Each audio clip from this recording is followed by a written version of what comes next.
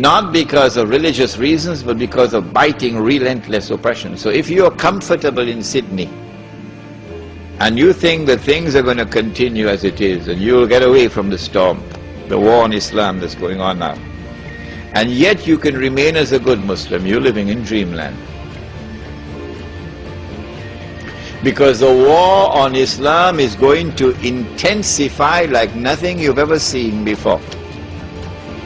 What you've had so far is only an introduction to the war on Islam. The war on Islam has been going on for more than 1,000 years. Not since September the 11th. Wake up. The Crusades were part of the war on Islam.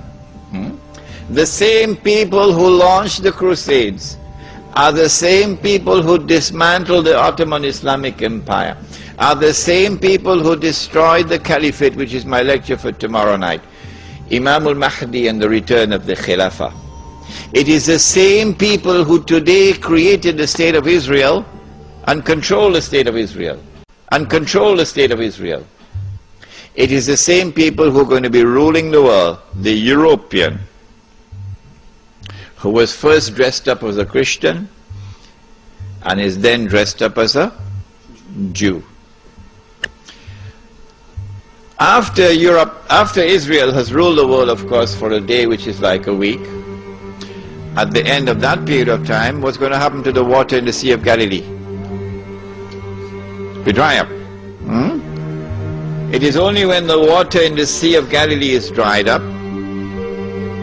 it is at that time, according to the Ahadith in Sahih Muslim, you can go and check it out, my book is downstairs, Jerusalem in the Quran, go read it. It is at that time that you can expect the Son of Mary to return.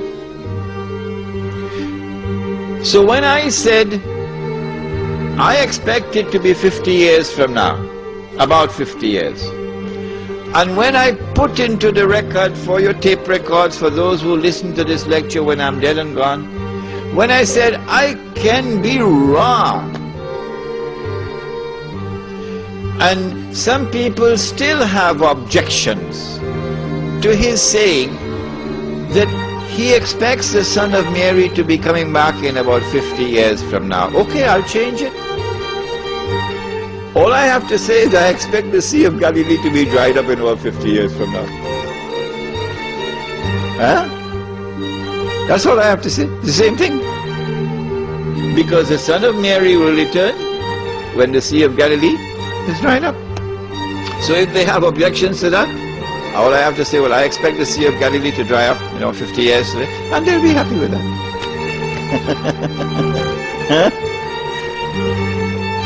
It is at that time that Dajjal will now enter into a day which is like our day, and therefore he'll be in our dimension of time. And he'll be ruling the world from Jerusalem with what would appear to be eternal rule. It is at that time that the Imam will emerge from Medina, hurrying to Mecca, which is our lecture for tomorrow night.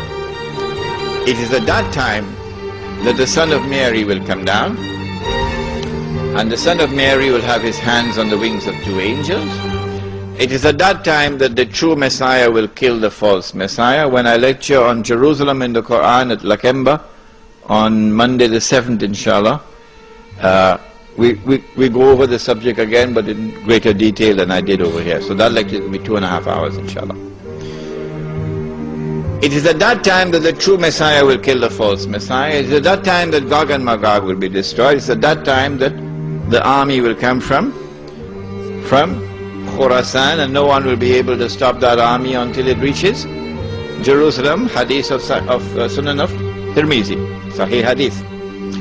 And then Islam will destroy the State of Israel, liberate the Holy Land. It is at that time the Hadith which is in Sahih Bukhari and Sahih Muslim.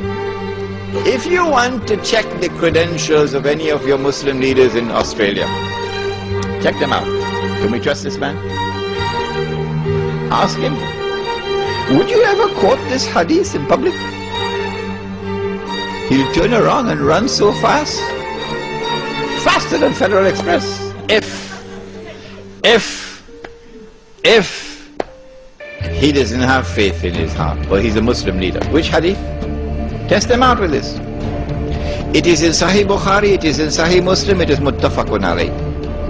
And every Palestinian loved this hadith. Oh yes. La tuqatilunna al-Yahud, you'll most certainly fight the Jews. Wa la taqtulunnahum, and you'll most certainly kill them. Hatta yaqulu al-hajar, at that time the stones will speak, Ya Muslim, hadha Yahudiyyun wara'i, there's a Jew hiding behind me, fata'ala faqtul, so come and kill him. Check them out, your leaders. Which one will quote this hadith? When you find a man who is prepared to quote this hadith in public, you got your leader. Now then, let's come to the nitty-gritty.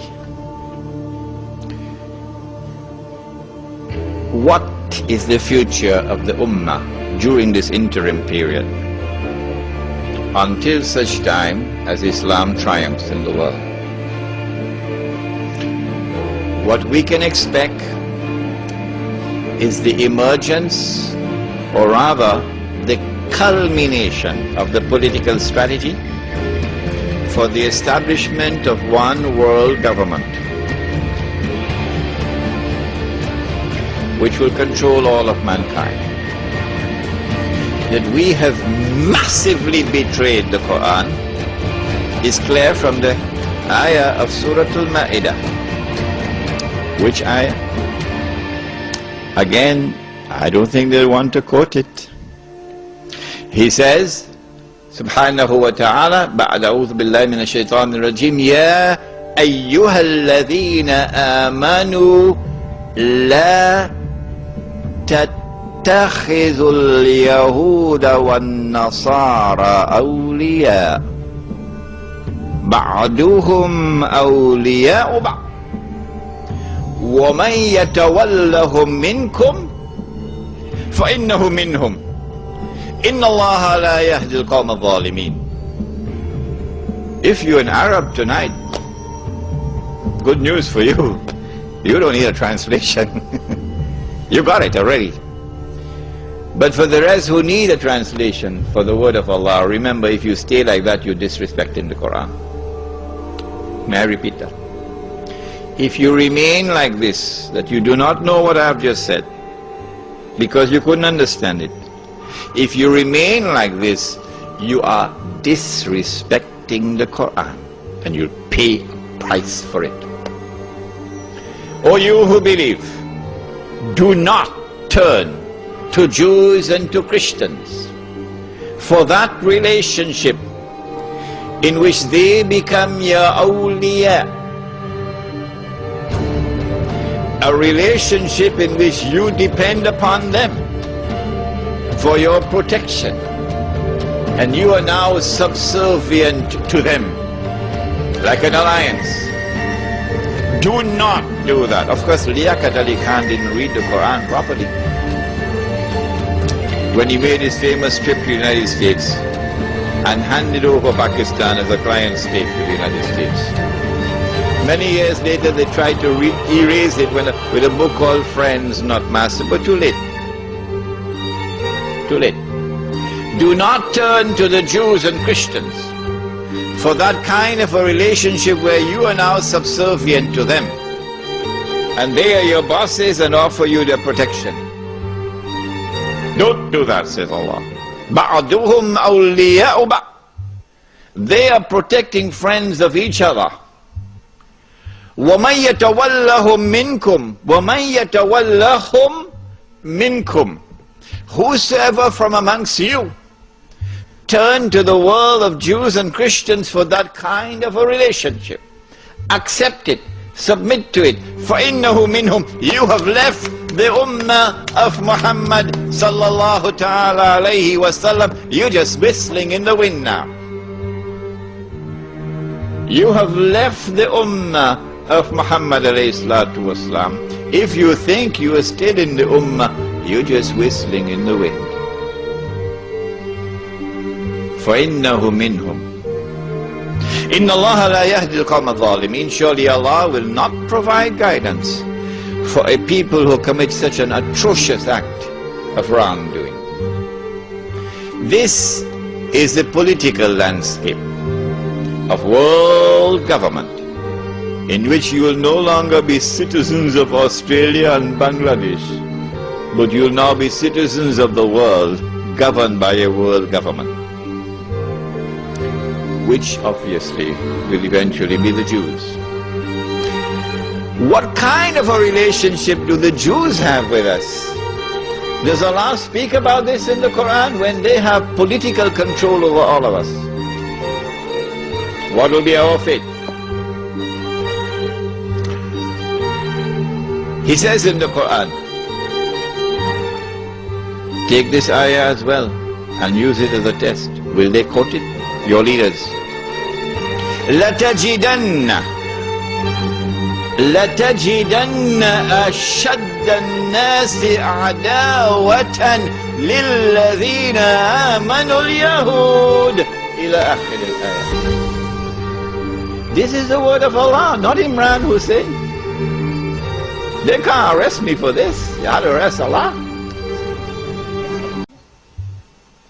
لَتَجِدَنَّ, you will surely find time and again, أشد الناس عداوة للذين آمنوا اليهود إلى آخر الآية, that those who will have in their hearts the greatest hatred and enmity and hostility for you will be the Jews. So now your most dangerous enemy in the world is in charge of you. What a pity. What a future for the Muslim Ummah coming up now. That is the political landscape. What about the economic landscape?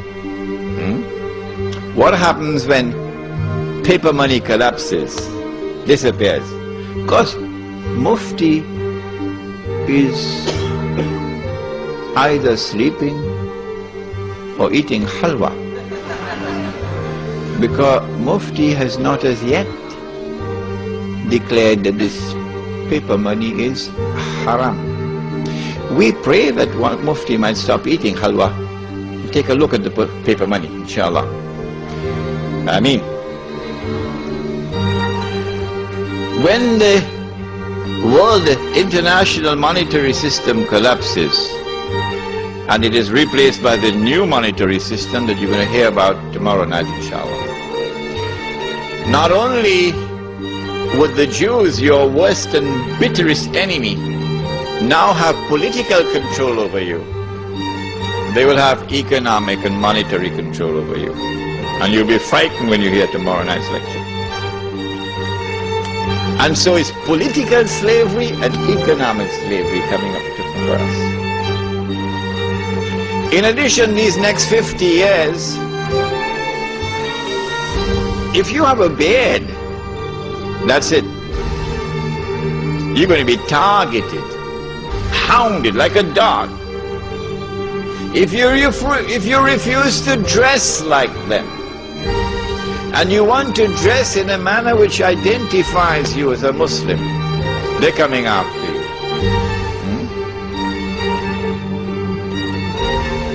You say, I don't want to be part of the blue jeans Jamaat. If you're 17 years of age tonight, I hope you're listening, son. They're coming after you.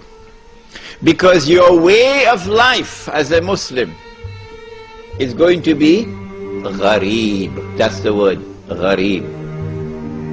Something strange, something different from the global society and its universal, uniform way of life.